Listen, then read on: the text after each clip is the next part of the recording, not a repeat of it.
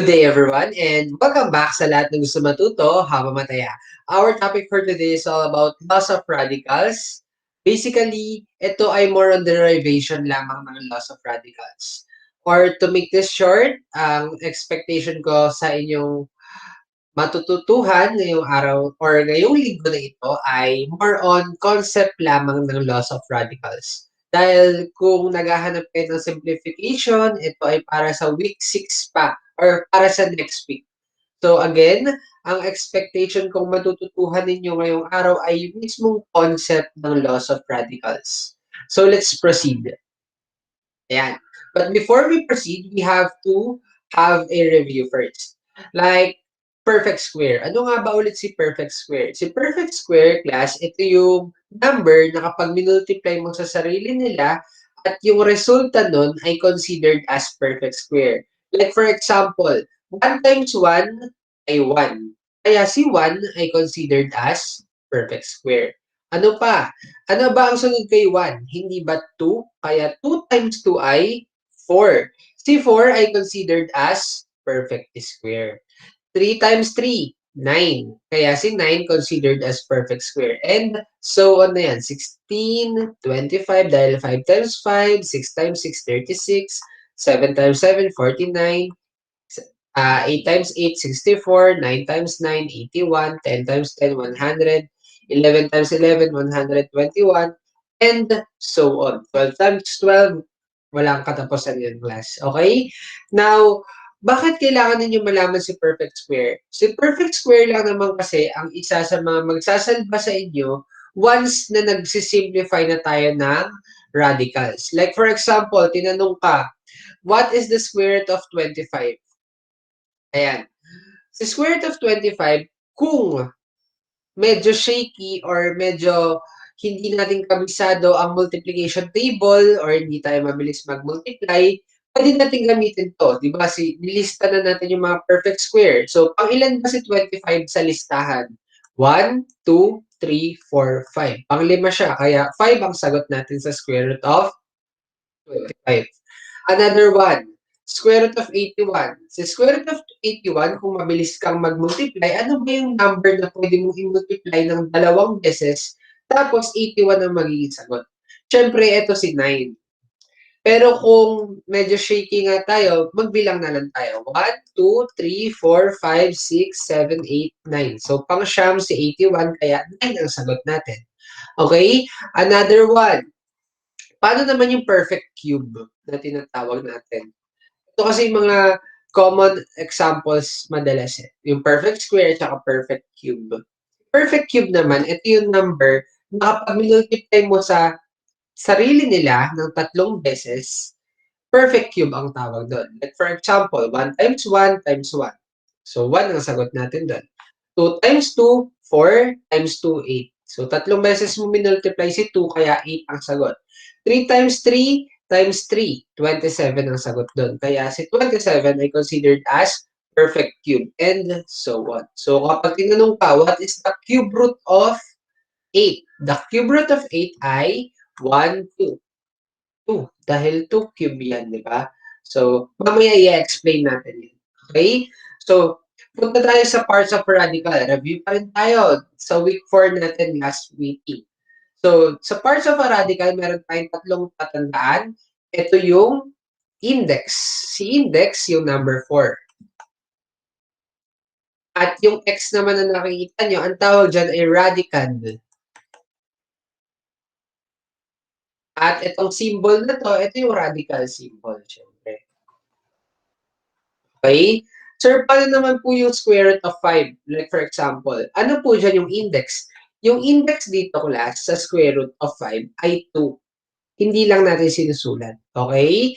At di ba meron tayong 1 na exponent dyan, hindi lang rin sinusulat. Pero sinulat natin para mas maintindihan. Okay? Tanggalin ko na ha. So, punta na tayo sa radical. So, sa radical, ang tatandaan nyo dito, square root. Pag square root, ganyan yung symbol sa square root. Kapag cube root, edi lalagay mo ng 3 sa index niya. Kapag fourth root naman, edi 4 lalagay mo. Fifth root, 5 lalagay mo. Ganun lang kasimple ang square root, cube root, fourth root, fifth root. and so on. Pwede mo lagyan ng 6. 6 root ang tawag doon. Okay? Now, punta tayo sa writing an expression with rational exponent as radical. Review pa rin to. Pero dapat natin tandaan, si x raised to 2 over 3, ang gagawin mo dito ay, si 3 yung magiging index mo. Yung x naman, yung radicand. Yung 2 naman dito, yung exponent ng radicand. So, gawin natin. Magsulat tayo ng symbol na radical symbol. Tapos, yung denominator natin na 3, ito yung index. Then, ano naman yung x? Yung x natin, kopyain natin. Ito yung radicand. Ito naman, ito yung magiging exponent ng radicand. So, x squared. Ganun lang siya. Okay? Punta tayo sa second one. Ito na yung kailangan yung tandaan talaga. Dahil gagawin natin to during the process. Okay? Or during the discussion for this week. Sabi, writing the given radical expression to exponential form.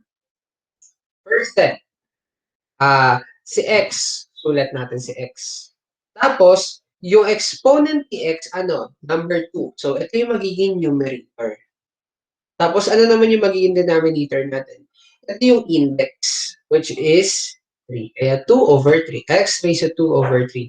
Eh, sir, paano naman po yung square root of y? Or square root of x?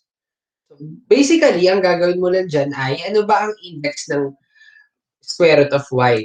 Hindi ba't meron tayong 2 sa index dyan? Hindi lang nga sinusulat, pero sinulat ko.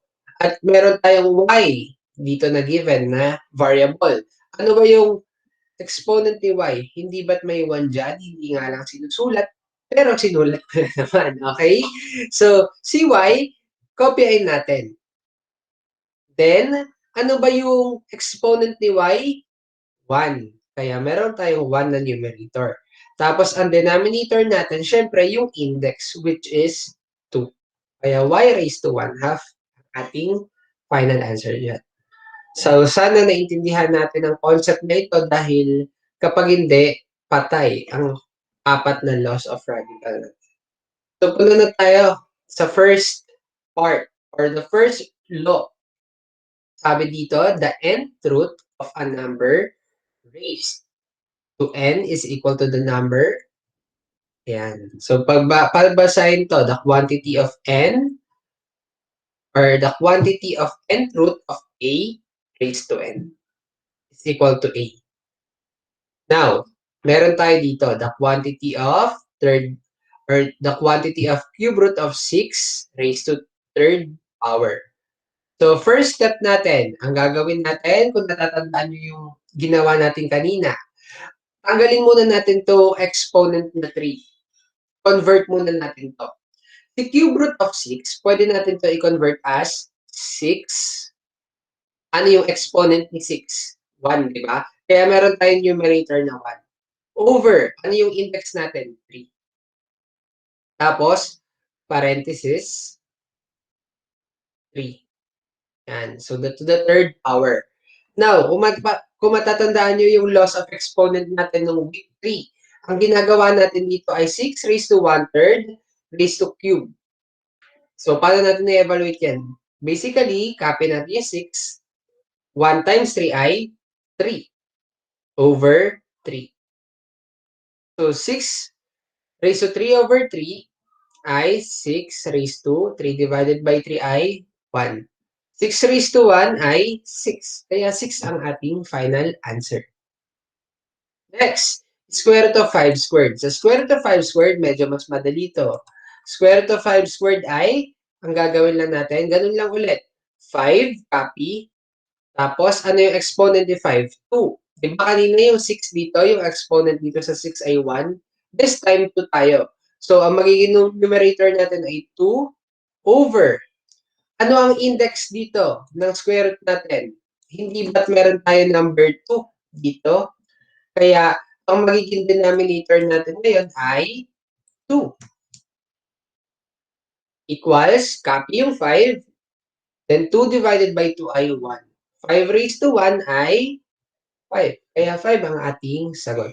Don't worry, pagdating ng week 6, magsisimplify na talaga tayo ng medyo mas okay for this lesson lang kasi we have to know the concept. Kaya kailangan nating himay-himayin 'to. Next, yan, the quantity of cube root of 10y raised to the third power. First step, ganun lang ulit. Copy yung 10, copy yung y. Tapos, parenthesis, yung 3 na exponent. Now, anong gagawin natin sa index? Yung index natin, dun yung magiging denominator, di ba? As always, over 3 over 3. Ano ba yung exponent dito ni 10 at saka ni y? Hindi ba't meron tayong 1 dito na exponent, hindi nga lang sinusulat? Always remember that, ha? So, yung 1 na exponent na yan, yan yung magiging numerator natin. So, 10 raised to 1/3, y raised to 1/3. Now, equals. Ang gagawin lang natin dito ay basically multiply 10, 1/3 times 3. Yan. 1/3 times 3 ay 3/3. Dahil 1 times 3 lang naman yan. Then y, ganun din. Raised to 3/3. Equals 10 raised to 3/3 ay 10 raised to 1. Dahil 3 divided by 3 ay 1. Y, 3 divided by 3 ulit ay 1. 10 raised to 1 ay 10. Y raised to 1 ay y. Kaya 10y ang ating final answer. Next, punta tayo dito sa last example natin for this law. The cube root of 125 b raised to 6 power. First step, ang gagawin natin dito ay medyo komplikado na to, ha. So, please bear with me. Cube root, di ba? So, automatic ang denominator natin dito ay 3. Pero, himayin muna natin. Copy muna natin yung 125. 125. Tapos, ano ba yung exponent ni 125? Hindi ba't 1? Kaya 1 yung numerator natin. Index natin ay 3. Then, yung b naman tayo, yung b. Ano yung exponent ni b? 6. This time, meron na tayong exponent sa radicand. Kaya 6 ang ating numerator. Over 3 na denominator. Now, 125 raised to 1/3. So, basically, dapat medyo strong ang foundation natin sa multiplication dito. Since over 3 ang ating denominator, possible na dapat mag-isip tayo na meron bang number na pwedeng i-multiply ng 3 beses tapos 125 yung magiging sagot? Meron bang ganon? Yes, meron ganon. Ang tawag kasi sa 125, isa siyang perfect cube. Pero, paano ba to? 125 raised to 1/3. Meron daw bang number na pwedeng i-multiply ng 3 beses tapos 125 ang magiging sagot? Ito si 5. Dahil 5 times 5, 25 times 5, 125. So, 5 cube yan basically. So, si 125 ginawa natin 5 cube. Then, gagawin natin ganyan. Then, copy yung raised to 1/3. Yan. Then, si b, copy, b raised to 6/3. Ano ba ang 6 raised to over 3? 6 divided by 3 ay 2. Kaya b squared lang yan. Now, balik tayo dito. Class, ganito yan. Sir, bakit sa first example nyo dito sa taas, hindi natin ginawa sa 10 yun? Kasi class, si 10, wala naman pwedeng i-multiply na number. Tapos, wala naman pwedeng i-multiply ng number na 3 beses tapos 10 ang magiging sagot. Okay? Walang perfect cube na 10. Unlike dito si 125, perfect cube kasi si 125. Which is 3 din ang hinahanap kasi dito. Basically, kung totoo yung denominator natin, mag-iisip tayo ng number na pwedeng multiply ng 2 beses tapos 125 yung magiging sagot. But, magiging komplikado yun. So, para sa week 6 pa to. Okay? So, going back, para dito, since 3 ang denominator natin, kaya nag-isip tayo ng number na pwedeng i-multiply ng 3 beses tapos 125 ang magiging sagot. So, yan na yung naging ating solusyon. Ang next step natin ay 5, copy. Then 3 times 1/3. So, 3 times 1/3 by 3 over 3. Si b, copy lang natin, b squared equals 5, copy, 3 divided by 3, 1, b squared. 5 raised to 1 ay 5, b squared, copy. So, 5b squared ang ating final answer. Punta na tayo sa second law. So, sa second law, the nth root of a product of a radicand is equal to the product of two radicals having the same index, n. Parehas daw ng index, pero pinaghiwalay sila.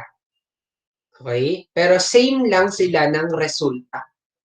Like for example, square root of 126. Si square root of 120, si square root of 26 class, mag-iisip tayo ng factor ng radicand na 26. Ano-ano ba yung factor si 26? 1 times 26, 2 times 13, wala na. Okay? So, pwede natin gawin to na square root of 2 times square root of 20. Ay, sorry, square root of 13. Dahil 2 times 13 ay 26. Kung i-convert natin yan into exponential form, 2 raised to 1 half times 13 raised to 1 half. Yan. So, basically, ang magiging sagot talaga dyan ay square root of 2 times square root of 13. Yan, ganyan ang sagot natin.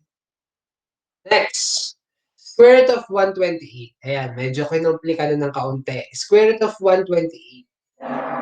Ito yung katulad ng ginawa kanina. Mag-iisip tayo ngayon ng perfect square na pwedeng na factor ng 128. Ano-ano ba yung factors ni 128? Kanina kasi, square root of 26. Si 26 class, wala namang perfect square. Ano-ano nga ulit yung perfect square? Baka nakalimutan. 1, 4, 9, 16, 25, 36. Pagpas naman na sa 26, so stop tayo dito. Ano daw yung perfect square na pwedeng i-multiply para maging 26? Wala naman, di ba? Except 1. Si 4, hindi naman niya factor si 26. Si 9, hindi rin naman. Si 16, hindi rin. Kaya, ganito ang nangyari kanina. Unlike ngayon, may perfect square na pwedeng i-multiply para maging 128. So, 1, 4, 9, 16, 25, 36, 64, 120, 64, 49 pala muna. 49, 64, 81, and so on. Now, balik tayo. Sa 1, pwede naman. Factor to ni 128. Yes. So, ang common mistakes madalas, si 4 ang ginagamit. Yes, si 4 ang ginagamit. Pero, tandaan nyo, once na may mas mataas pa, dapat gamitin natin yung mas mataas. Okay? Dahil basically, for example, square root of 4 ang pinili mo. Square root of 4 times square root of 128 divided by 4 ay 32. Yan. So, si 4, perfect square. Pero si 32, pwede pa rin siyang paliitin or simplify eh. Kaya, hindi ito yung magiging sagot natin para dyan. So, try natin si 9. Si 9, hindi. Hindi divisible kay 128. Si 16, divisible kay 128. Dahil 16 times 8.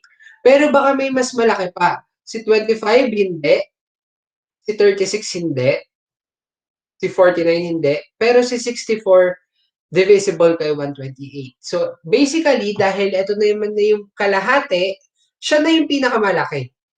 So, pwede na tayo mag-stop doon. Once na nakakalahati na tayo. Always remember that, na kapag nakalahati mo na ang isang radicand, tapos, almost malapit na siya sa kalahati, yun na yun. Okay? So, si 64, try natin. Square root of 64 times square root of ano ngayon? 120 divided by 64 ay square root of 64 times 2. Ganyan mangyayari dyan. So, convert natin to si square root of 64. Square root of 64 ay 64 raised to 1 half times 2 raised to 1 half. So, katulad ng ginawa natin kanina dito. Ayan. Katulad ng ginawa natin dyan. Now, going back. 64 raised to 1 half. 2 ang denominator. Mag-iisip ka ngayon ng number na puwedeng i-multiply ng dalawang beses tapos 64 ang magiging sagot. Ito si 8, 'di ba? Dahil 8 times 8 ay 64. Kaya puwede mo siyang gawing 8 squared tapos parentheses raised to 1/2 times 2 raised to 1/2. Kinopya lang natin ito kasi wala naman siyang ano, eh. Okey? Now, evaluate. 8 copy, tapos 2 times 1/2 ay 2/2 times 2 raised to 1/2 equals 8 copy, 2 divided by 2 ay 1 times 2 raised to 1/2. 8 raised to 1 ay 8 times 2 raised to 1/2 ay wala.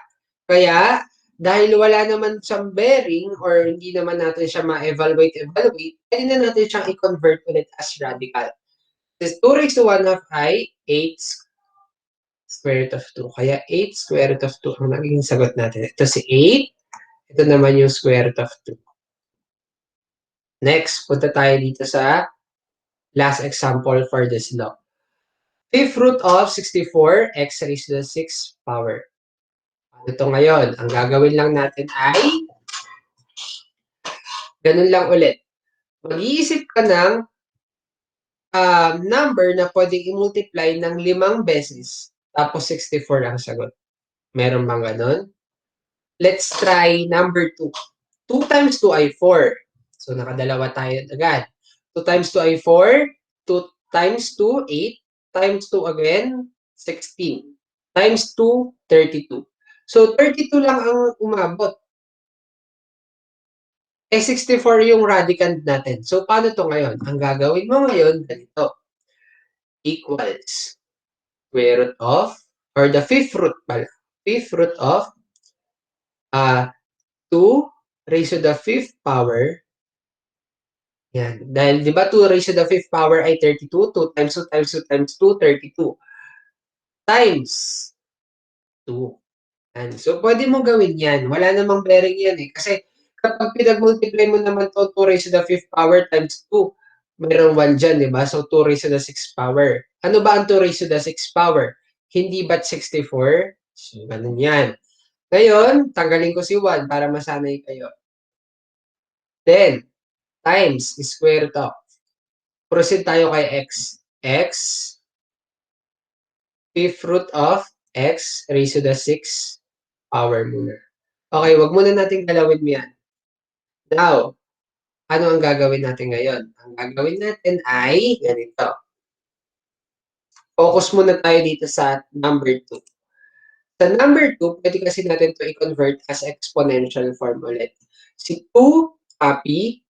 Ano yung exponent ni 2? Hindi ba 5? Ito. Kaya 5 ang numerator natin. Ang denominator natin yung index, which is the fifth root. Kaya 5 ang index, ang denominator natin. And times, ano yung radicand na susunod? 2. Ano yung exponent ni 2 dito? 1. Kaya 1 ang numerator over 5 na denominator. Tapos, punta na tayo dito. The fifth root of x raised to the sixth power. So, scratch tayo dito. Dito, class, kapag ganitong bagay, x raised to the sixth power, tapos fifth root. Ibig sabihin, lagpas na yung 6 sa 5, di ba? Kaya pwede mong gawin ganito. Fifth root of x raised to the fifth power times x. Yan. Kasi nga, di ba, x raised to the fifth power times x ay equal lang din naman sa fifth root of x raised to the sixth power. So, same lang sila. Okay? Now, palitan na natin to. Gawin na natin tong x 5 or x raised to the fifth power times x. Now, convert na natin to sa exponential form din. Copy yung x, exponent ni 5 ay 5, So, numerator 'to. Denominator natin yung index, which is 5 din naman, times x copy. Ano yung exponent ni x? 1. Then, ano yung denominator natin na index? 5. Okay, evaluate. Linisin na lang natin. Yung 2 copy, 5 divided by 5, 1.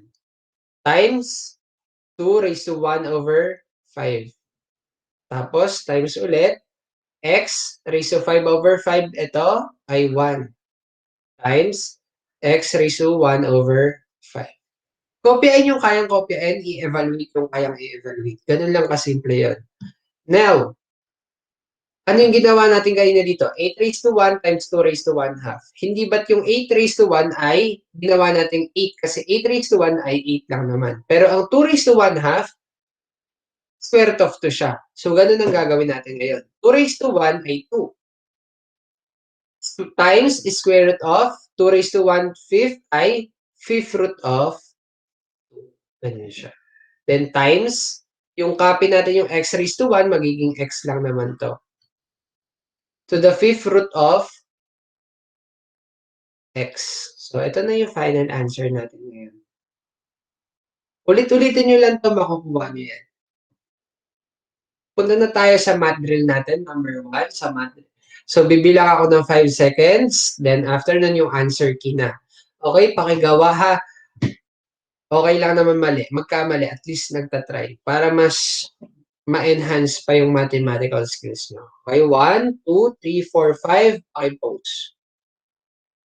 So, ito na yung sagot. Congratulations sa mga nag-try. At kung nagkamali ka, ayos lang yon. Panoorin ulit tong video na to. Balik-balikan lang natin.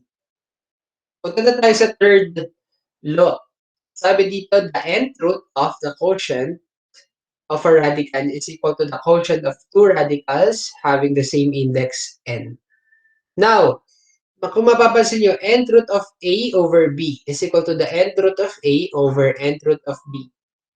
Hinimay lang siya, pero binigyan sila ng tag-isang index. So, ganito lang rin ang gagawin nyo dyan. Pero, concept first muna tayo. Itong square root of 11, pwede kasi natin ito gawing 11 raised to 1 half over 5 raised to 1 half. Kasi di ba nga, meron tayong exponent, paulit-ulit ako.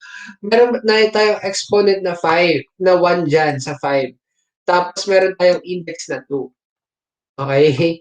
So, ang mangyayari dito ay 11 raised to 1 half is square root of 11.